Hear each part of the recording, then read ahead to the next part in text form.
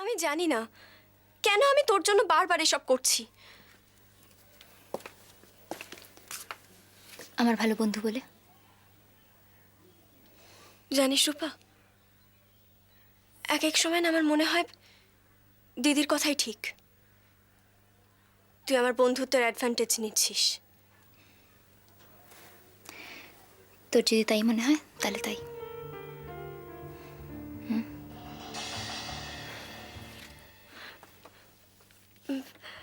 রূপা, জানিস তো কালকে রোমা মিস তোর কথা জিজ্ঞাসা করছিলেন। কি বললি? কি আর বলবো, বললাম জানি না। বিশ্বাস করলো? বোধহয় না, কারণ তুই আর আমি তো সব সময় একসাথে থাকি। আর তুই কেন স্কুলে যাসনি সেটা আমি জানি না। এটা বোধহয় ওদের বিশ্বাস করানো খুব মুশকিল।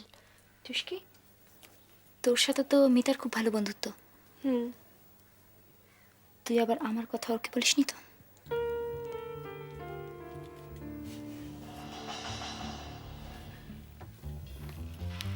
কে রে রূপা তুই? এতটুকু বিশ্বাস নেই আমার ওপর?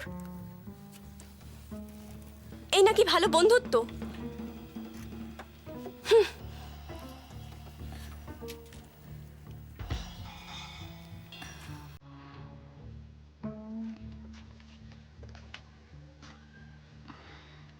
আই এম সরি তুষ্কি, সরি।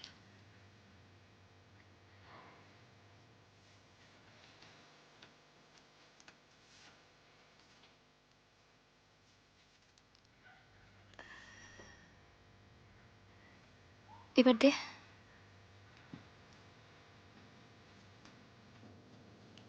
কি কি দেব? মানে তুই আমাকে ফোন করলি, আমি তো ভাবলাম তুই আমার জন্য টাকার ব্যবস্থা করেছিস। টাকা? কোথায় পাবো আমি অতগুলো টাকা? অত সহজ নাকি? তাহলে তুই আমাকে ফোন করলি কেন? ফোন, আমি ভয় পেয়েছিলাম। আসলে তুই কালকে এমন ভাবে গেলি, আমি ভাবলাম তুই হয়তো গিয়ে, আমি তোকে দেখতে চাইছিলাম। দেখতে চেয়েছিলিস?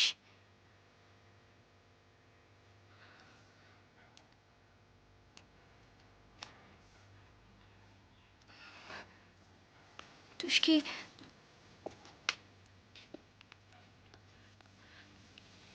আমি অনেক আশা নিয়ে তোর কাছে এসেছিলাম। তুই ছাড়া আমার কে আছে বল?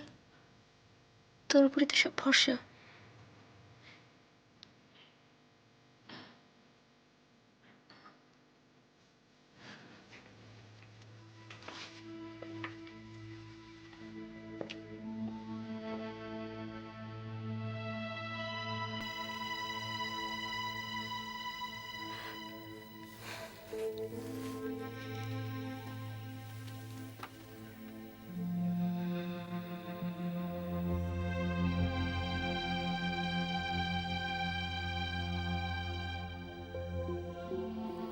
ঠিক বলেছিস,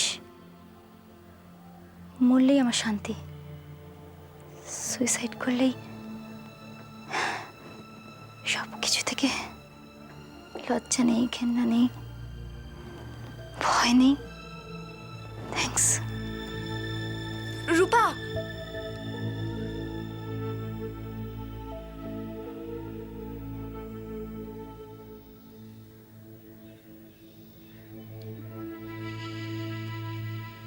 আর না,